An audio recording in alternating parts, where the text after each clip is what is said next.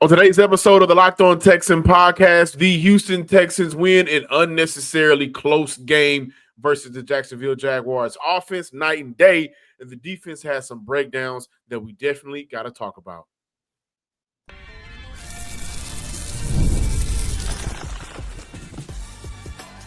You are Locked On Texans, your daily podcast on the Houston Texans.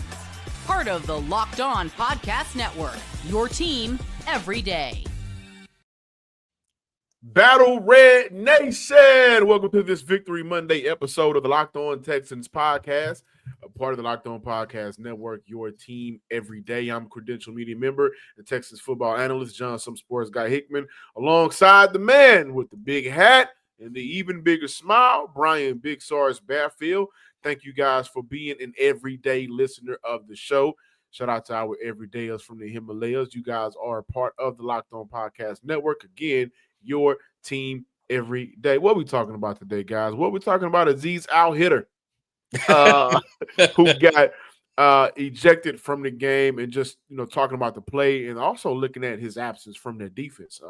I thought we saw a turn in terms of linebacker coverage when he went out the game. That's going to be coming off of a conversation that Sarge and I would be having about the Texans' defensive breakdowns. I think, one of those games where if they were not playing the Jacksonville Jaguars, we probably would have seen another loss for the Houston Texans. But this is a perfect opportunity for us to kick off today's show looking at night and day of the offense. But first, guys, I want to let you know that today's episode is brought to you by Gametime.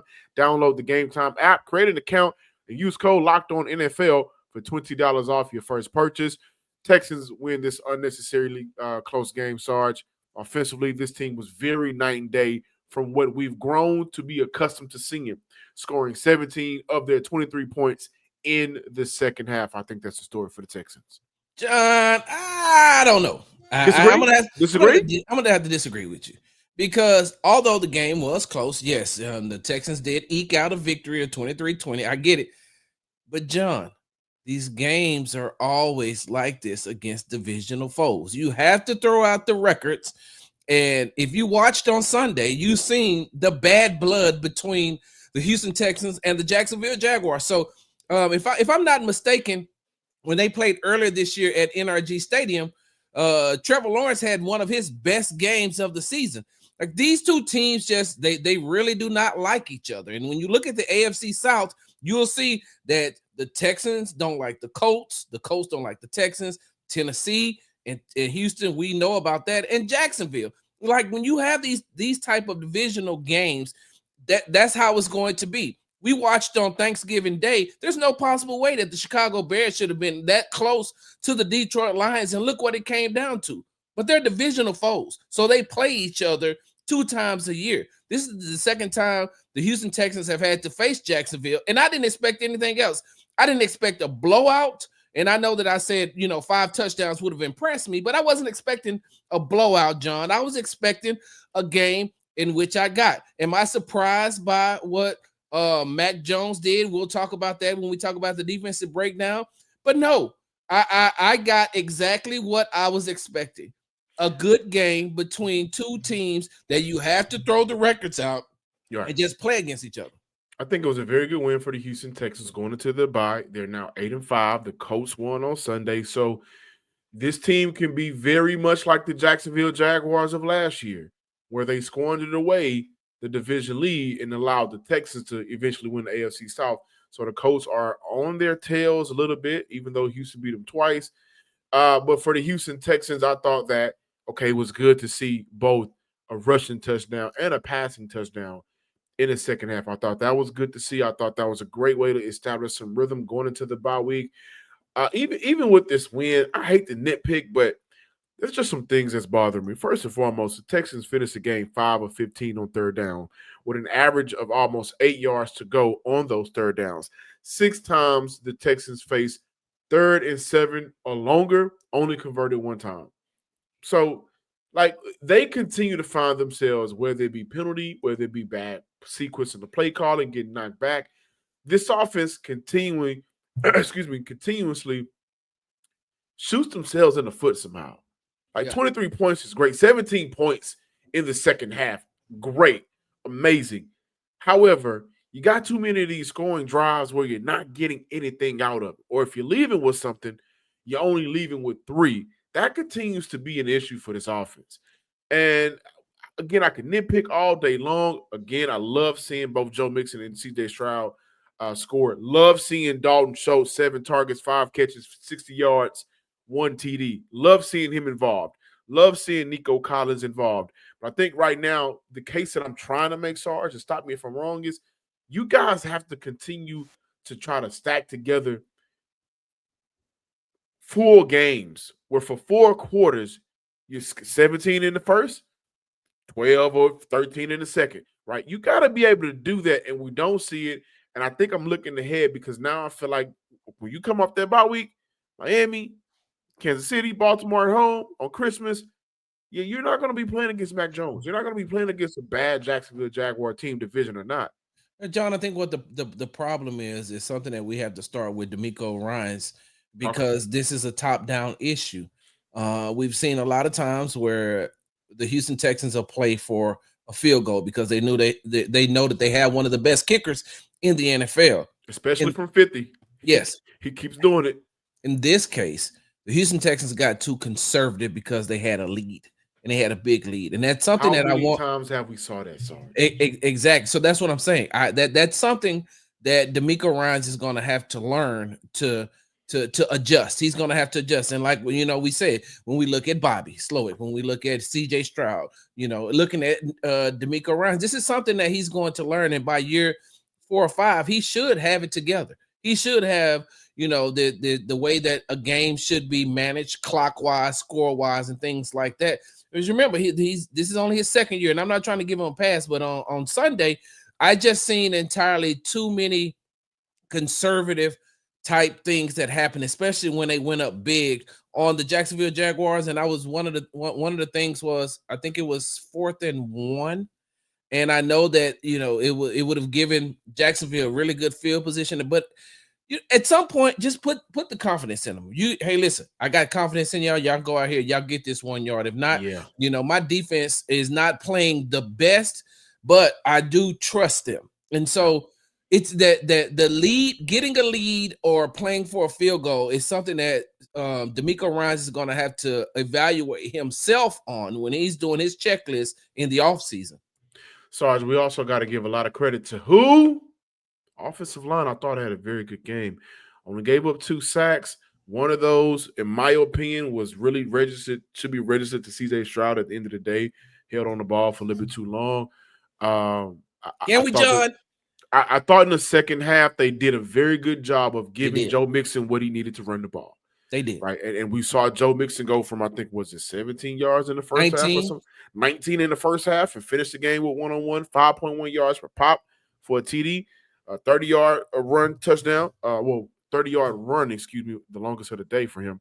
I thought that in the second half, for the first time in a very long time, we saw the offensive line kind of make whatever adjustments and pick it up and give that team the boost. This is one of the first games we've seen the offense have to hold it down for the defense. So yeah, and that's that true, was good John. to see.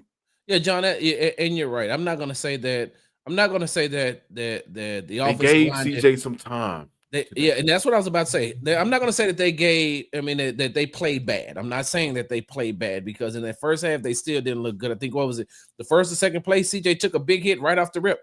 Yeah. And so just to start the game. And so they played better than they have been playing. But I'm going to be honest with you. Today, I was just happy to see the old CJ Stroud back.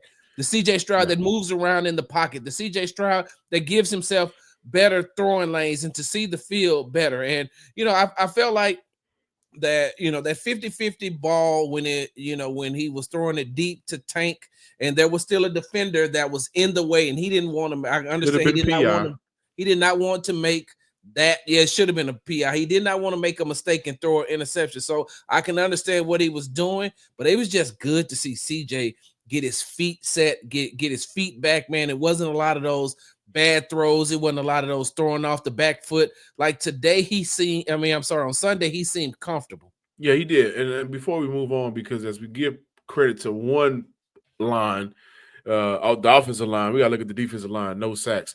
But what I will say to that point, I thought that was an underthrow, but I loved seeing CJ rebound. It seemed like from that throw, some of his throws got a little bit more comfortable. You start to see, to your point, CJ Stroud come back a little bit more. And I want to say, I thought this was one of his better games this year because you can tell CJ really wants the deep shot.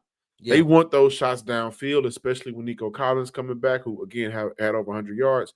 But he did a good job of just saying, you know what, I'm going to dump it off here in the flats. I'm going to dump it off over here in the flats. Dalton Schultz is wide open. I don't have to force it. I'm going to dump it off over here. Mitchie. So I enjoyed seeing it. Mitchie, I enjoyed seeing that from CJ Stroud. Now, again, on the flip side of it, the Jags scored how many points in the second half? This was very uncharacteristic of a defense that is a top 3 defense, top 4 defense in the NFL. And I thought that, okay, they missed Azeez a lot. Of course, no pressure from the D-line. So we got to talk about that and more on today's show. However, Texan fans, I know you're like me and you're holiday shopping right now, looking at your list, checking it twice. And let's just say, if you're like the rest of America, we are far from complete. Sarge, I don't know about you, but I got to get out there and do a little bit more shopping. Yeah. Well, if that's the case, Big Sarge is a Cowboy fan. His wife is a Packer fan. You know, it'd be a perfect gift for you guys to just exchange with one another. What's that? An ice shaker. Perfect gift for the passionate sports fans in your life. Perhaps you've heard of Ice Shaker. Ice Shaker is now officially licensed with the NFL, NHL, NBA, college, and MLB, and they will make the ideal gift for anybody that loves sports. Yep. Created by and used by the Gronkowski brothers, so you know I got to give me one. I got one, actually. Ice Shakers has sold over 1 million bottles. They have changed the game with workout bottles, and this is a gift that you've been looking for. Go to iceshaker.com and use code LOCKEDONNFL at checkout to save 25% on your order. Again, visit iceshaker.com, use code LOCKEDONNFL at checkout to save 25% on your order. Kitchen-grade stainless steel bottles that won't absorb odor like plastic bottles do. Also, patented twist an agitator that breaks up powder, but it's solid when you shake it instead of the annoying ball. So you're getting the best of a few worlds here with this Ice Shaker. Again, visit iceshaker.com and use code LOCKEDONNFL to save 25% off at checkout. And this is my favorite time of the year, honestly. It's the most wonderful time of the year. I love being with family. I love being with friends. I love the spirit of the holiday time. I like to stay cozy in the winter months. I like to watch my Christmas movies Friday after next. I love doing it all with the people I love, but I also love making sure that I'm taken care of for myself. And I'm a huge advocate of therapy. Therapy is a great way to bring yourself some comfort that never goes away, even when the seasons change. If you're thinking of starting therapy, give BetterHelp a try. It's entirely online, designed to be convenient, flexible, and suitable to your schedule. Just fill out a brief questionnaire to get matched with a licensed therapist and switch therapists anytime for no additional charge. Find comfort this December, this holiday season, with BetterHelp. Visit BetterHelp.com/lockedon to get started with 10% off your first month. That's BetterHelp, HELP.com/lockedon. Welcome back in, Battle Red Nation. Big Sarge. I mean, listen, man. How many 3rd and longs can this defense convert? Allow teams to convert. That's been a theme the last couple of weeks. And to allow it from Mac Jones. Listen, I got a lot of experience with watching Mac Jones play football. And he ain't been worth a penny and 2 nickels since his rookie year. Mm-hmm. To allow that from Mac Jones, I thought was very inexcusable. Just I don't even want to long draw it out. Mac Jones was able to make this game closer than what it should have been. And, of course, no pressure from your front four all game for 4 quarters. We've never seen that from the Texans defense. Yeah, John, and I'm going to say this. And I know that this is going to sound like I'm giving this defense a pass. So, you know, I can't wait to read the comments, of course, to say, Sarge is giving them a pass. John, it's one thing to prepare for one quarterback coming in. It's another thing to prepare for two quarterbacks. I'm pretty sure with the news that Trevor Lawrence would be returning to the lineup, they focused a lot on what Trevor Lawrence does and his strengths. And when you look at what a lot of these players haven't played against Mac Jones at all, so they don't know his tendencies. They don't know what he's going to do, and that's where the offense has the advantage, because these wide receivers who have been playing with Mac Jones during the time that Trevor Lawrence was out due to injury, they got used to him, and so they know how to play with him. So them getting to their spots and them doing what they're supposed to do, I wasn't so much surprised, because, like I said, the familiarity between Mac Jones and those receivers and the unfamiliarity with the defense going against Mac Jones is one thing. But John, we have praised this defensive line to the high heavens. And on Sunday, I was expecting more, especially with the backup quarterback in there. I was expecting a whole lot more. And I don't know if, I can still see the aggressiveness. I can still see them getting upfield. It just seemed like they were always just off. Yeah. It's like they were just off. They was either a step slower, or Mac Jones was getting the ball out of his hands quicker. I didn't like that, John. And I didn't like the linebacker play after Azeez went out. They gave up 273 total yards in the second half. Mac Jones went 19 for 30, 230 yards, 2 touchdowns. Their last 2 drives equated to touchdowns. And I know there were some big plays in there that helped them keep the drive going on those fourth downs. That Kamari Lassiter pass interference, I know that they are not going to be happy about that.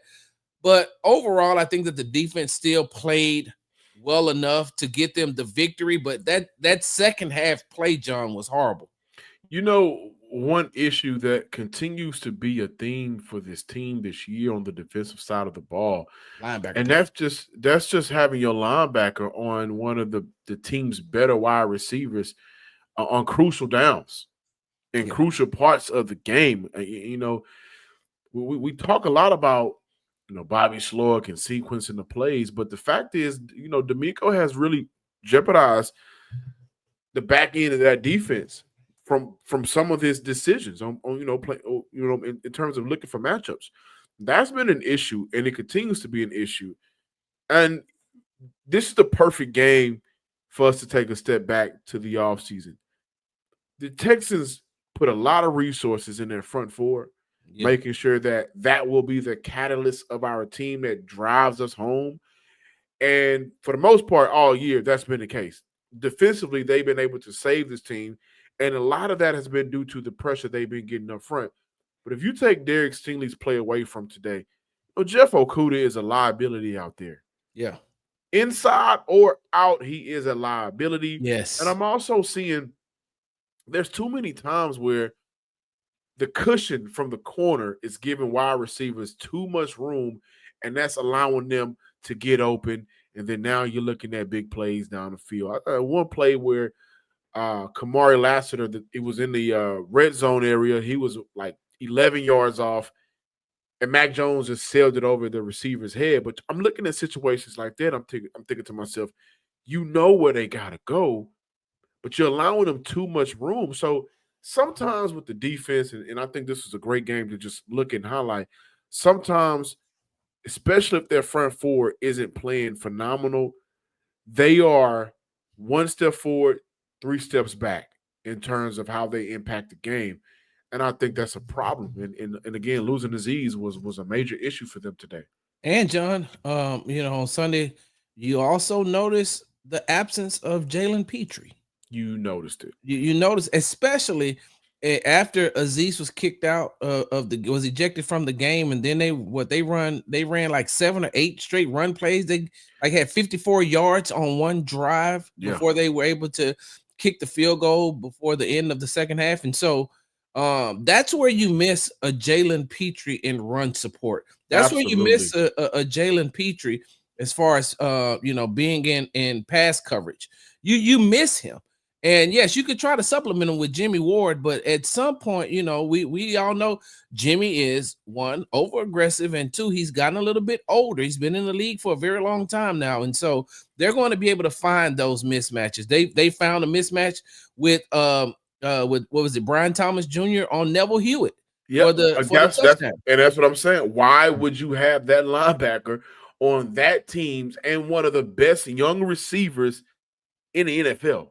That doesn't make sense to me. I don't like when the defensive side of the ball and the play callers get stuck in this is what we're going to run and this is what we're going to do. You also got to be able to make those type of adjustments. If you out there, you see that that's going to happen. Now, with that being said, we know that Neville Hewitt came in and gave the Houston Texans some very, very good minutes throughout the season when Azeez was injured. And so he's called up to duty after not playing for a long time. So there's going to be some different things. And that's where you miss Azeez as well. But, it was just too many times when the defensive line not getting home, the linebackers and defensive backs were left on the island, and Kamari played well. Derek played well. I would love to see Henry To'oTo'o take another step towards improvement in pass coverage. Yeah, and it seems like, that was an area of his game that I personally praise in terms of just being able to get better at. But this was one of those games where, okay, what happened? What went wrong? How did the Houston Texans allow nearly 375 total yards? How did they allow 276, majority of those yards coming from Mac Jones? I think Henry T was a main culprit of that in terms of just the defensive breakdowns. I thought Kamari played well. I thought Stingley, again, and we had Dalton Wasserman from PFF on a show early in last week, and he didn't have too many good things to say about Stingley. I'm thinking, wait a minute. He's been one of the better cornerbacks in the NFL. And then he shows you again, the way that he is able to bait receivers and pick off the ball. He's an outstanding athlete, but I think mentally is where he wins a lot of these games, a lot of his matchups. Just the breakdowns overall, man, very disappointed, and it shouldn't have been that close of a game. I just think that once we get into that Kansas City game, once we get into that Baltimore game, that's when you're going to definitely need players like Stingley and Kamari Lassiter. And I will say this, John. I will say that I think that in those two games, especially those two games, you're going to see a different type. You're going to see that top 5 defense stand up. My only issue is coming out of the bye. If you're having issues with matchup problems now, you got to play the Miami Dolphins, and they are matchup hells. Speedy wide receivers and speedy running backs out of the backfield who can catch and can be lined up as wide receivers at some time. And so you're going to be giving them a lot of cushion underneath as well. And that's just something at some point the Miami Dolphins are going to try to take advantage of. So you got to definitely have a better game plan than you did on Sunday against Jacksonville in the second half. You know what else they're going to need when they come back? They're going to need Azeez to be able to play football. Hopefully the NFL doesn't look at that hit and suspend him. I got mixed feelings and emotions about it, but he does have to be smarter. But let's talk about Azeez to close out today's show. But first, we got to talk about Gametime. Perfect app for all of my people out there, whether you're a sports lover, whether you're looking for a very nice date night place to go with your girl or your guy, you want to maybe go to a comedy event, maybe you want to go watch the Rockets play. I'm not sure. It's up to you to go and check out Gametime, where they have everything you need on local events for your area. And Gametime right now also has a new feature called Gametime Picks that makes getting tickets to see your favorite team play live even easier. Gametime Picks filters out all of the fluff to show you incredible deals on great seats, so you don't have to waste time searching through thousands of tickets. They also give you that option to view your seat in the app before you buy, and your purchase is covered with the most flexible customer service policy in the ticketing industry. Download Gametime right now, create an account, and you use code LOCKEDONNFL for $20 off your first purchase. Take the guesswork out of buying tickets with Gametime. Again, Download the app, create an account, use code LOCKEDONNFL for $20 off your first purchase. Download Gametime today. What time is it? Game time. Also, Texan fans, whether you feel like this season has been exciting or not, FanDuel has given you the boost that you need to actually kind of add some excitement to your life watching this team. Whether it's a slow first half and a faster second half, or vice versa, FanDuel has made watching the Houston Texans and the football experience much more exciting, and you can take it to the next level. Right now, FanDuel is giving you exactly what you need to make it exciting. Your first $5 bet, if you win that, FanDuel is hooking you up with $150 in bonus bets. All you got to do is place one $5 bet, and if you win, ching, $150 in bonus bets. The FanDuel Sportsbook app gives you everything you need to place live bets on the NFL all in one place. So when you get a hunch at the middle of the game, you can check out the latest stats, view live play-by-play, and so much more on the same page you place your bets. Just visit FanDuel.com to join today. And again, you'll get started with $150 in bonus bets if you win your first $5 bet. That's FanDuel.com. Never waste a hunch and make every moment more with FanDuel, the official sports betting partner of the NFL. Welcome back in, Locked On Texans listeners and viewers. Big Sarge, you got on all black right now. Yeah, man. Let me tell you why I have on this all black, John. Why? You scare me a little bit. With the cowboy hat, too, you look like the shooter. The villain. I look like the villain, don't I? You look like the villain of the old West. You know what? You know what, John? You know what I look like? I guess I look like Azeez Al-Shaair if he was doing an interview right now. Right. John, I grew up in the 70s. I was born in 1972, and I know I look old. I am old. John, I was aware of what football was and is and has been since 1975. John, I know what hard hits look like. I know what the NFL used to promote. I know a dirty play when I see it, John, and I'm going to say this. That play that Azeez Al-Shaair did, that hit on Trevor Lawrence on Sunday, could it have been soft? Well, wait. Side note, I have on all black because football is dead. Hard-hitting football is dead. Tough football is dead. We won't see it ever again. And I understand CTE, and I understand the injuries, and I understand analytics and all that other stuff. But John, I got on all black because it's dead. Look, back in my day, that ain't nothing but a 15-yard penalty. Keep it moving. Let's keep it playing. Back in the 70s, I don't even think that's a 15-yard penalty. Get up. John, that's what I'm saying, man. I've seen Night Train Lane hit people. I watched Dick Butkus hit people. I've seen Lawrence Taylor. I was watching live when he injured Joe Theismann. Like, I've seen hard hits. And what I will say is this. Could Azeez had hit him softer, John? He could have hit him softer. Now, I don't advocate for dirty hits. That's why I don't think that it was dirty. I just think that it was a hard hit, a good hard hit. It wasn't dirty. And maybe, just maybe, I'm a little biased because I speak to Azeez Al-Shaair on a weekly basis, and I know that dirty play is not in his DNA. There's no part of Azeez Al-Shaair that disrespects the game and plays dirty. What he does is he plays hard. Also, real quickly, hey, Trevor Lawrence, if you know you got a shoulder injury, why don't you just slide earlier? That's why I'm with it right now. Demeco Ryans said it's unfortunate. It's not what we're coaching in regards to Azeez hit on Trevor Lawrence. So I have mixed feelings about this. I do think that the hit itself was intentional. Yes. Whether it was dirty or football, that's up to discussion. And I think it's very subjective. But I think the hit itself was intentional from Azeez. Now, what I think the conversation is coming in at, we are seeing quarterbacks do this a little bit more often now because they know the rules are bent towards them. Kenny Pickett did it a couple of years ago in college with the fake slide.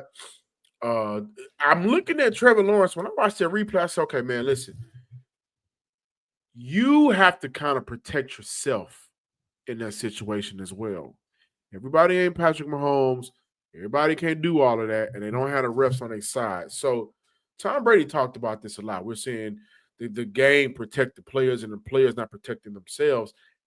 And that's what I got out of that hit. I still think that the hit was intentional.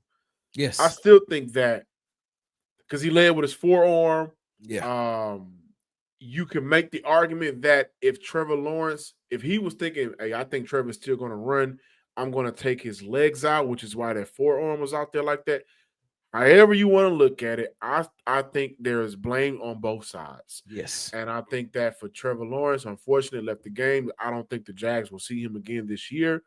I think, hey, man, listen, if you were going to slide, maybe you need to do it a little bit earlier. Yes. Maybe your tail needs to be a little bit earlier because I thought at one point he may try to take it and pick up the first. Trevor's a tough guy. I mean, we call him Sunshine. He has the hair. You know, it goes back. You know, we know it all. Got his money in the offseason. Got it all. But got a chip on his shoulder because people don't think that he's living up to the billing. And wants this team to make sure, hey, I'm giving you guys all I got. Yes. So Trevor ain't soft. He ain't none of that. But in that case, it did look like he was going to try to pick it up. Yeah, and John, that's where Azeez came in at.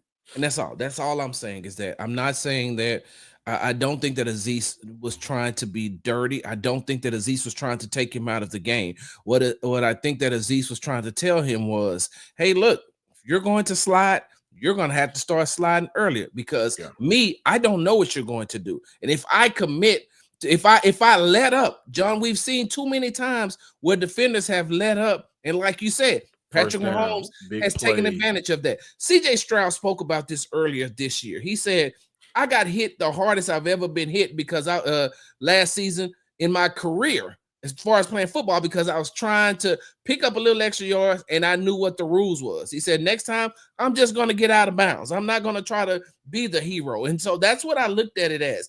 All he has to do is slide earlier and then we can avoid all of this. But this dirty play, no, I don't think it's a dirty play. And I think that it was to me, a good hit. Now, the aftermath of watching Trevor, because he hit his head on the turf. He hit his head on the field, and I think that's what concussed him after the hit.